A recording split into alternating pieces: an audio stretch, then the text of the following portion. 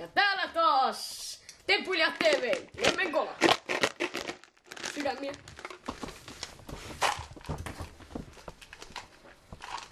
Mä saan tätä yhtä.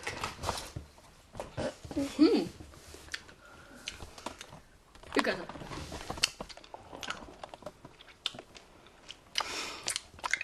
Ihanaa. Onhan tää vähän kolaa ja chilimakusta.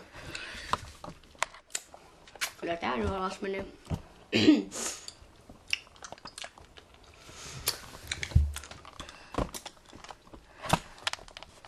Huhhuh, mä vähän tulissa.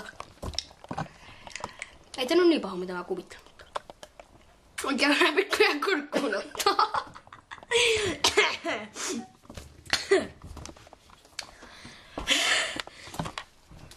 Onks tää sisusta pahempaa? Mahtavan makusta. Hyi kun nenää polttaa. Ja minuutin kuluttua. Ja 3 minuutin kuluttua. Kylläpä se kestää.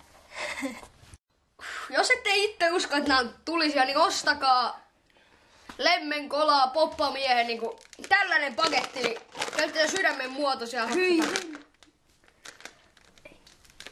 Näitä kun ostatte, niin saatte tuntea, että kitalaki palaa. Moro! Se oli Tempuilijat TV.